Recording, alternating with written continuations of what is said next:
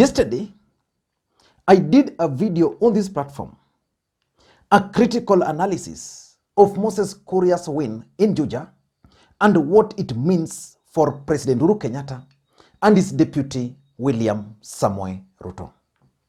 In that video, I explained that the win in Juja was going to make Moses Kuria the next kingpin of the larger Mount Kenya region. And because of that, he was going to have problems with the Deputy President William Samoei Ruto, because being a kingpin, it means he will now have the luxury of choosing the kind of coalition to enter into. And I remember giving the example of Moses Kuria choosing to pair with Musalia Mudavadi. And indeed, what I predicted is actually true. From all indications, there is a major fallout between the Deputy President William Samoei Ruto and his allies and Moses Kuria, despite the fact that after winning that seat, the entire William Ruto brigades celebrated the Juja win. So in this video today, I want to explain to you guys why the United Democratic Alliance Party decided to sponsor a candidate in Kiambaa against the People's Empowerment Party of Moses Kuria. And that's going to mark the beginning of their fallout. But before we do that, if you're watching this channel for the first time, take a second or two and click the subscribe button. And to the subscribers, I want to continue to thank you guys for your continued support. Without that support, this channel cannot be where it is today. Now, back to the main issue.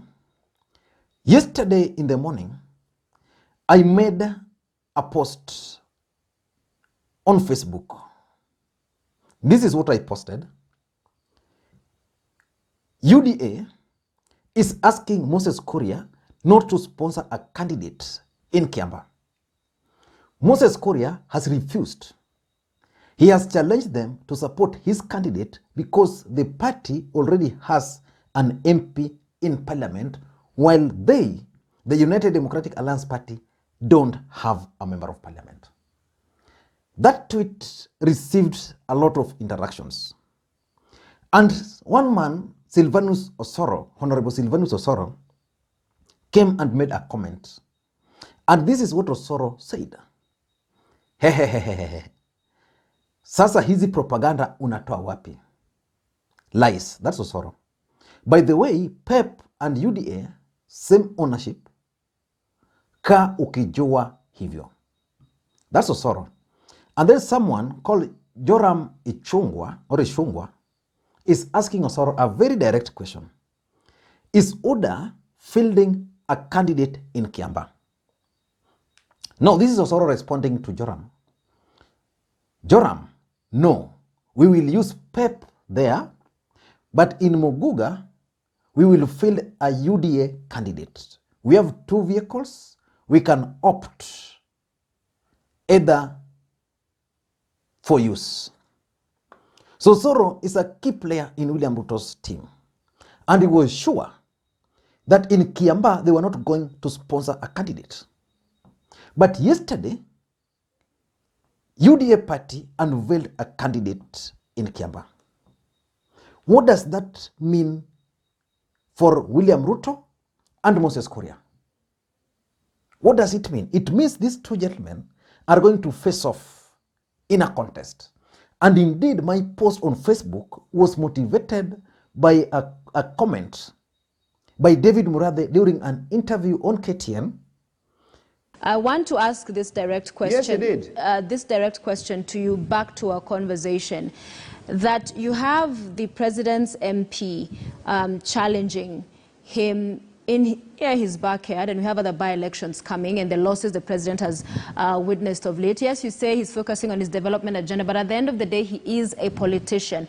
Do you think it's because he has gotten to a stage where he's, as many describe, lame duck, where people don't really care what position he takes, that they will do whatever they want, whatever they say, because these things would not have happened in the first time of the president? Now, we are seeing more and more dissent. Briefly. Normally, they make the president lame duck in the first or second year of his final term. this president is becoming stronger. All the political leadership is rallying around this president. As far as people like Moses Kuria are concerned, I've had a conversation with Moses as late as today, where they are even asking him not to run a candidate in Kiambaa, and he's like, look, I have a member of parliament and a PEP. How can UDA, which has no MP in the parliament, be telling me not to run a candidate against Jubilee so that I give them a through pass? Sophia, this president is not interested in sideshows. And yesterday again, after I made that comment, some series of events took place. I know most of you guys might have missed them. The first event which took place was the meeting between the Deputy President William Ruto and the newly elected Member of Parliament for Juja. The Member of Parliament for Juja was accompanied by two gentlemen. He was accompanied by Rigathi Gachagua and Kimani Ichung'wah. Remember, these gentlemen never campaigned for this guy. And I noted that while these guys were accompanying the newly elected Member of Parliament, Moses Kuria was missing in action. And I realized there was something. Then after this meeting, they went and unveiled the Kiambaa candidate who will be contesting against Jubilee and against People's Empowerment Party. And during the press conference, something was also very telling. The tone of the speakers and the message they were delivering. Listen in to the speakers. This UDA ticket is a good ticket. I promise you, this is a good ticket.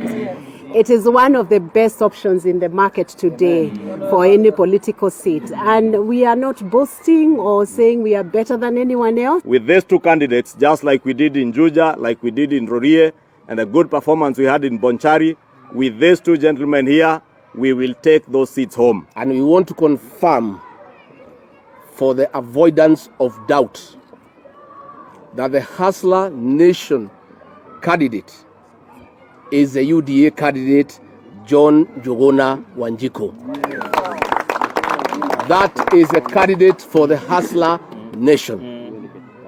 Any other candidate is on his own. The UDA as a party has no surrogate chant in Kiambaa, has no surrogate chant in Muguga. These are our candidates. Now, this brings us to a question which most of William Ruto's allies would not want us to ask. When Moses Kuria's party won in Juja, why were they celebrating that win? Because Rigathi Gachagua is very clear that the only candidate who will be representing the hustler is the candidate who will be running on the United Democratic Alliance Party, and that the rest are actually not known to them. So it means the PEP candidate is not part of the Hustler Nation. And that takes us to the question, why do you think the United Democratic Alliance Party is sponsoring a candidate in Kiambaa? They should have just gone ahead and supported Moses Kuria's party. But now they are deciding to sponsor their own candidate against Moses Kuria, against Jubilee, which even gives room for them to divide votes, and therefore Jubilee party can even sneak through. And that's something they would not want to do. Why do you think they're sponsoring a candidate? 5 reasons. Number 1, the allies of the deputy president who are associated with the United Democratic Alliance Party, Rigathi Gachagua, Kimani Ichung'wah, and other members of parliament, probably persuaded William Samoei Ruto to sponsor a candidate. And it makes sense politically speaking. Why am I saying so? If these members of parliament are risking everything, they are putting their resources, they are campaigning for the United Democratic Alliance Party, and then when a by-election arises, they don't even test their strength in those by-elections. What they do is that they support the People's Empowerment Party. That's not good for them. They also need to stamp their authority by winning. That's why they are even going further to risk this seat because it will mean, therefore, that they are going to have three parties: Jubilee, People's Empowerment Party, and the UDA. And this can even give room for Jubilee Party to sneak in and carry the day. But they want to test their strength. In the next 3 months, if this is not going to happen, Moses Kuria is going to be automatic kingpin of the larger Mount Kenya region. And these members of parliament would now be persuaded to join the People's Empowerment Party. That's not what William Ruto would want. Remember, in the last 3 weeks, these guys have held a meeting in Mara.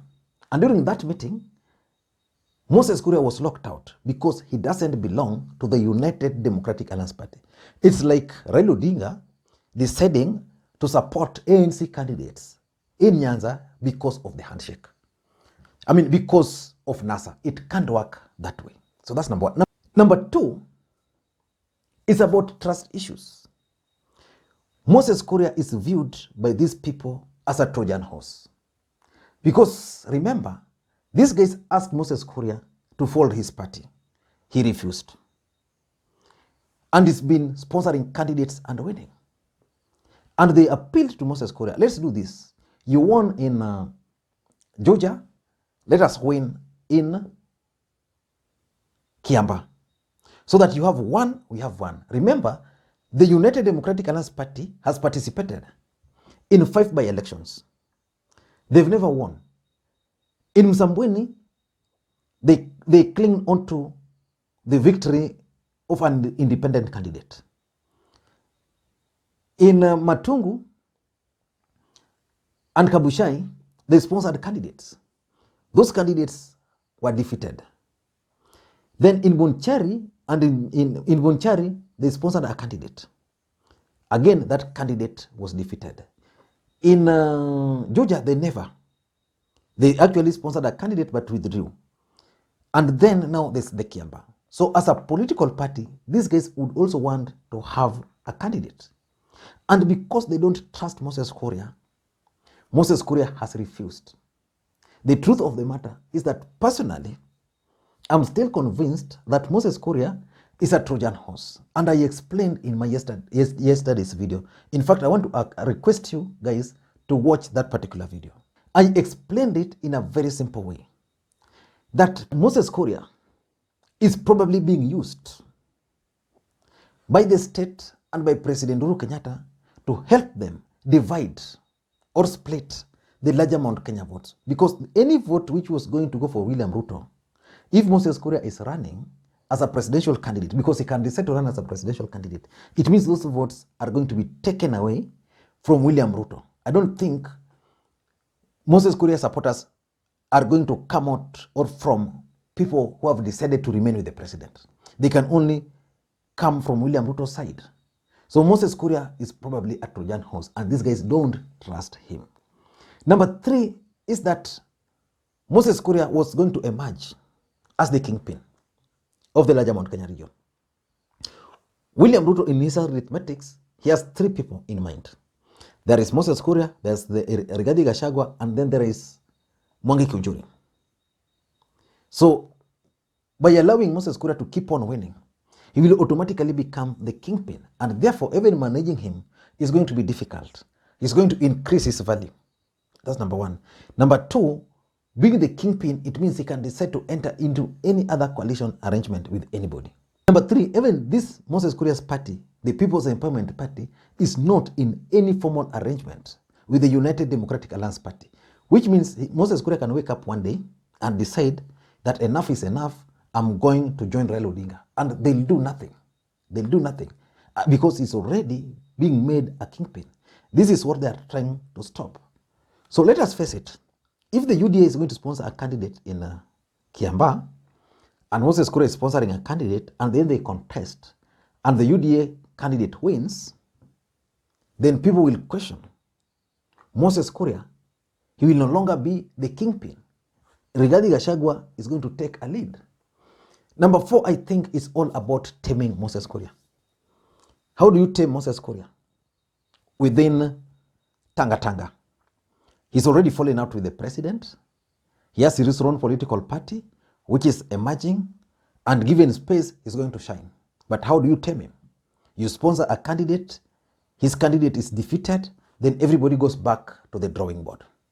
And lastly, I think it's also about game of numbers.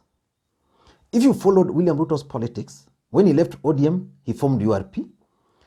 Then he collapsed URP and merged to form a big political party. So William Ruto understands one thing, that for him to become a president and rule successfully, he needs the numbers. And numbers can only come through a political party. So William Ruto would rather have a big UDA party rather than having these small political parties. So I think this is what he's looking at. So they are deciding that we're not going to leave central Kenya to Moses Kuria, who has his own political party. We don't know after the election the kind of arrangement he might have. So because of the game of numbers, these guys are sponsoring a candidate so that they'll attract several aspirants. If they win, after that, in an election, many people will run on UDA and they'll win as UDA members and not other members, other political parties associated with the UDA. I don't know what you think. But personally, I strongly believe that there is a major fallout between William Ruto, his allies, and Moses Kuria. I don't know how far it's going to go. Thank you guys, and please may you have a good day.